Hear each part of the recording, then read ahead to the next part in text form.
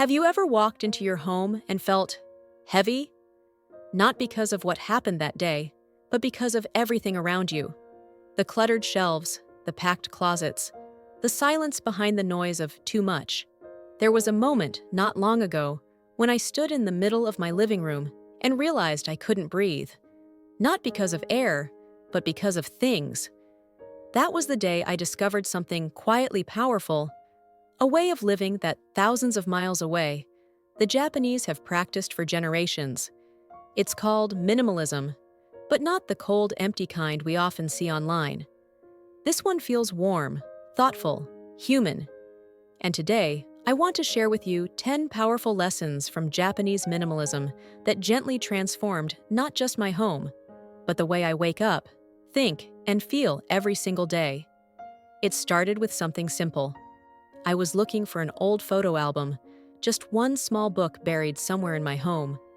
But within minutes, I was surrounded by boxes, half-open drawers, and things I hadn't touched in years.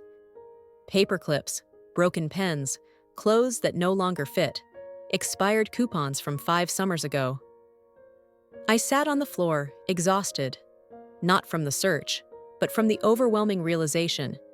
This home I'd built for comfort had started to weigh me down. And it wasn't just physical.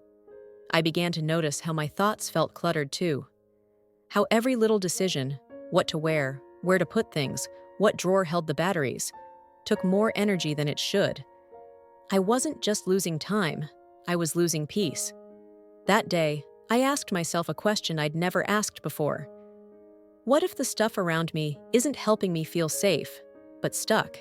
It was a quiet, almost embarrassing thought. Because for years, I believed more meant better. More decor meant warmth. More furniture meant welcome. But all it gave me was noise. That moment became a turning point, not dramatic, not loud. Just a soft whisper that said, "There's got to be another way." That was the day I discovered Japanese minimalism. And in the lessons that followed, I found not just a tidier home, but a lighter heart, a clearer mind, and a whole new way of looking at life. Let's start with the first one. A lesson so simple, yet so powerful, it changed everything I owned. When I first heard the word minimalism, my mind went straight to white walls, empty rooms, and cold silence. It felt sterile, lifeless, like a design trend made for young influencers, not for someone who raised a family, built a home, and lived through real life. But then I discovered the Japanese way, and everything changed. Japanese minimalism isn't about throwing everything out. It's not about owning the least. It's about keeping what matters and letting go of what weighs you down. At its core, it's a philosophy, a quiet rebellion against the noise of more, more, more. While the world chases excess, the Japanese ask, "Does this serve me? Is this aligned with the life I want to live?" You see, in Japan, space isn't empty. It's intentional. It's a place for breathing, for thinking, for being. And unlike the Western idea of minimalism, which often feels like restriction, Japanese minimalism feels like release. Release from the pressure to keep up. Release from the chaos of over-ownership. Release from things that don't reflect who you truly are. It's not about deprivation. It's about liberation.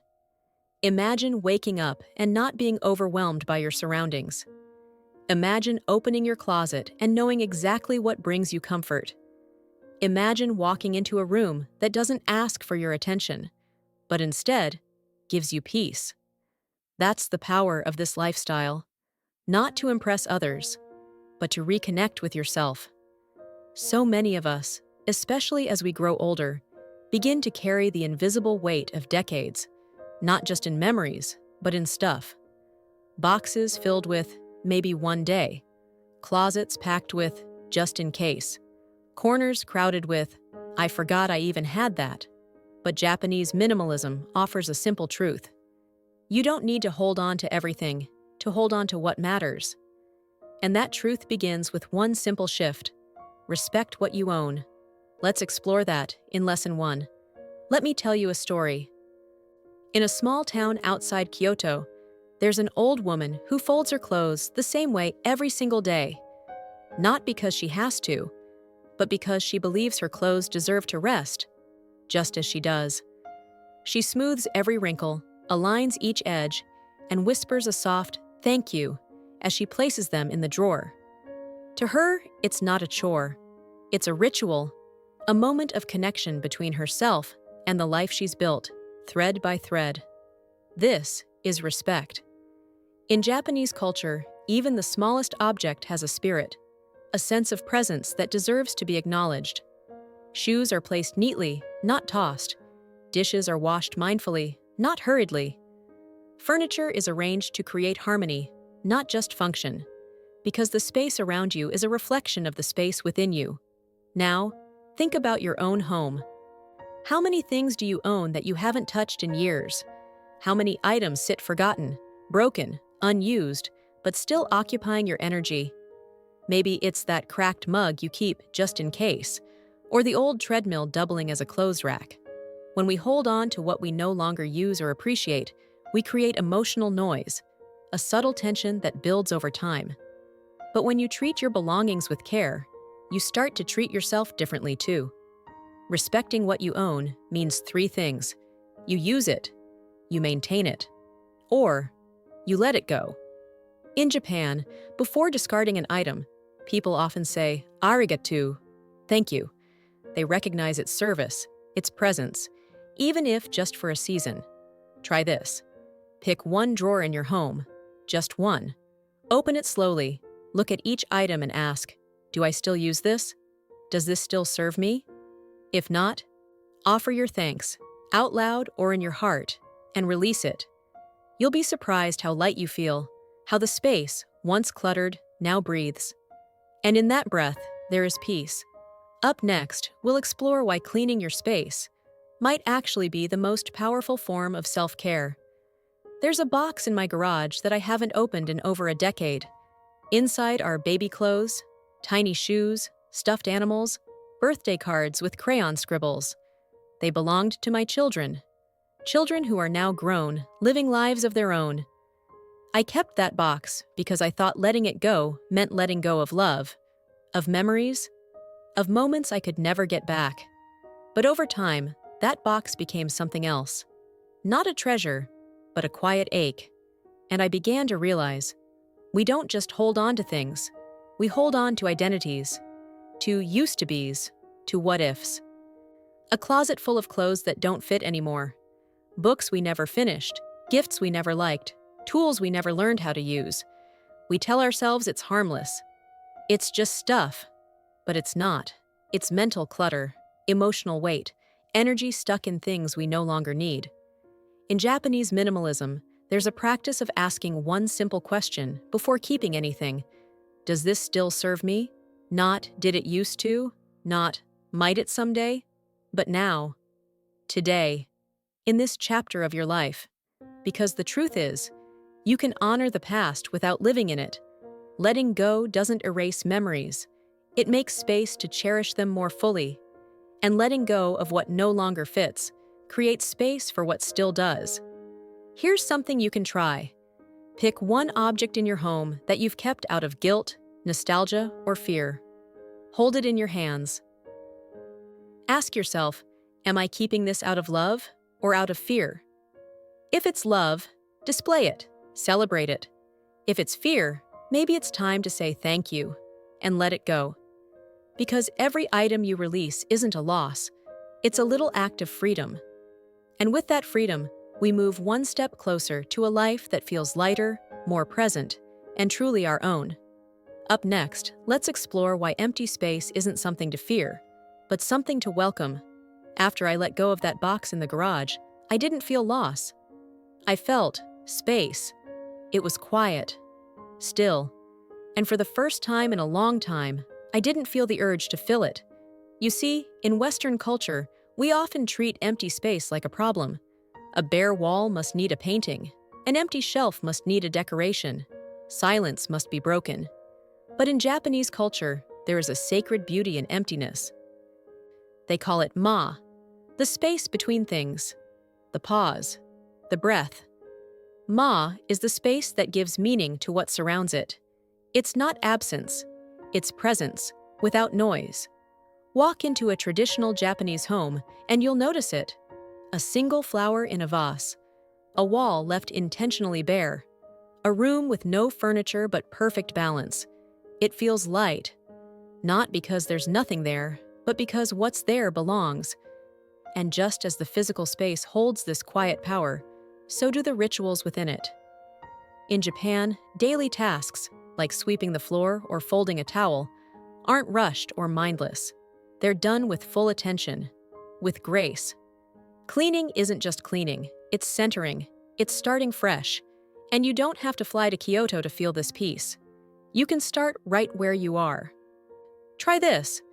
Pick one small space in your home, a drawer, a shelf, a corner. Empty it. Clean it gently. Then place only what truly belongs back in. Not everything, just the right things. Then pause. Breathe. Notice how your body feels. Notice what your mind does without visual chaos demanding its attention. This is the beginning of living not just with less, but with intention. And speaking of intention, there's one place the Japanese bring it every day, and it's not in their homes, but on their plates. Let's explore how simplicity shows up in the way they eat. If you've ever been to Japan, or even just seen a traditional Japanese meal, you'll notice something quietly beautiful. It's not overflowing, it's not loud, it doesn't try to impress. It simply feels right. A small bowl of rice, a piece of grilled fish, a few pickled vegetables. Maybe some miso soup on the side. Nothing flashy, nothing excessive, and yet deeply satisfying. You see, Japanese minimalism isn't just about homes or closets, it shows up on the plate too. While much of the Western world celebrates abundance, the Japanese revere balance. Their meals aren't built to stuff the body, but to nourish it, to honor it. There's a quiet wisdom in the way they eat. Eat slowly. Eat with gratitude. Eat only what you need. Contrast that with the average American portion. Plates so full they spill over the edges. Meals eaten quickly, distracted, on the go. And we wonder why we feel tired, heavy, disconnected. But the Japanese approach food with presence. They pay attention to flavor, color, seasonality. Even the way a meal is arranged is designed to create peace, not just in the body, but in the mind. And the impact? Longer lifespans, lower rates of chronic disease, stronger digestion, a deeper relationship with food and the body. You don't have to overhaul your diet overnight. But here's a small shift to try. Tonight, make a meal with just 3 simple elements. Serve it on your nicest plate. Sit down. No screens. No rush. And before your first bite, say a quiet thank you. Thank you for the food. Thank you for the body that receives it. Thank you for the moment. Because when we eat with awareness, we don't just feed ourselves. We remind ourselves that enough is truly enough. And now, let's step outside the kitchen and into the natural world around us. Because the next lesson lives where peace always begins. In nature. I once visited a small guest house in the countryside of Japan. It had no television, no art on the walls, no fancy furniture, but right by the window was a single bonsai tree, its branches curved gently by time and care, its presence alive. That room felt more peaceful than any luxury hotel I'd ever stayed in. Because nature, when invited in, doesn't demand attention. It simply offers presence. In Japanese minimalism, nature is not an afterthought. It's an essential part of the home. Wooden floors left unfinished, paper screens that soften the light, plants placed not randomly, but with intention. Even in the middle of Tokyo, you'll find pockets of green, a garden behind a shrine, a tiny plant on a windowsill, a bowl of water to reflect the sky. They understand something we often forget. We are part of nature, not separate from it. And when we reconnect with it, we reconnect with ourselves. Bringing nature into your space doesn't require a garden. It can be as simple as a small plant in the kitchen, a bowl of stones collected from a walk, a wooden spoon instead of plastic, a window kept open just long enough to let the morning breeze say hello. And the benefits? lower stress, improved focus, deeper sleep, a sense of calm that can't be bought or built, only invited. Try this tomorrow. Instead of reaching for your phone first thing, step outside. Feel the ground under your feet. Listen to the wind. Look up. That pause, that breath, can set the tone for your entire day. Because when nature enters, it doesn't just soften your home, it softens your heart. And once we understand what truly brings peace, we're ready to make better choices. Not more of them, just better. Which brings us to a lesson that transformed how I shop, how I dress, and how I live. Why choosing quality over quantity is the ultimate freedom. For years, I bought things because they were on sale. $10 sweaters, plastic storage bins that cracked after one season, sets of kitchen gadgets I used once, maybe twice. At the time, it felt smart, practical, budget-friendly. But over time, I noticed something. My house was full, but nothing in it truly lasted or truly mattered. Then one day, a friend from Japan gave me a gift. A handmade teacup. Delicate, earthy, simple. It wasn't part of a set. It wasn't expensive. But every time I used it, I felt something. Care, weight, presence. And that was the lesson. Less, but better. In Japanese minimalism, there's no race to own more. There's a deep respect for craftsmanship, for durability, for soul. They would rather have one well-made knife than a drawer full of dull, cheap ones. One pair of shoes that last a decade, polished and worn with pride, than 5 that fall apart by fall. And this principle doesn't just apply to stuff, it applies to time, relationships, commitments. It's about choosing what holds value, not just what fills space. Try this next time you shop. Pause. Ask yourself, will this still serve me a year from now? Would I buy this again if it weren't on sale? If the answer is no, walk away. You're not losing a bargain. You're gaining clarity. And clarity, my friend, is worth far more than clutter. Because when you surround yourself with fewer things, each one begins to speak louder, to mean more. And in that meaning, you'll find peace, pride, and maybe even a little joy. And speaking of joy, there's one final lesson the Japanese live by. A practice that ties it all together and transforms how we see our homes, our lives, and each other. It's not about letting go, it's about holding on. To gratitude. In the end, it all comes back to one simple thing: gratitude. Not the kind we say out of politeness, not the kind we save for Thanksgiving dinner. I'm talking about quiet, everyday, heart-deep gratitude. The kind you feel when you sip your morning coffee and realize the mug you're holding is your favorite one. The kind that rises when you see the afternoon light fall across your freshly cleaned kitchen counter. The kind that doesn't wait for something big to happen, but notices the miracle in small things. In Japan, gratitude isn't a moment. It's a mindset. It's infused into how they eat, how they clean, how they care for their homes and belongings. They say thank you to their shoes at the end of the day. They bow, ever so slightly, to acknowledge the presence of others. They treat the ordinary as sacred. And what's extraordinary is how that shifts your entire world. Because when you're grateful, you no longer chase more. You notice enough. You protect it. You nurture it. Gratitude turns a small home into a sanctuary, a simple meal into a blessing, a quiet moment into something holy.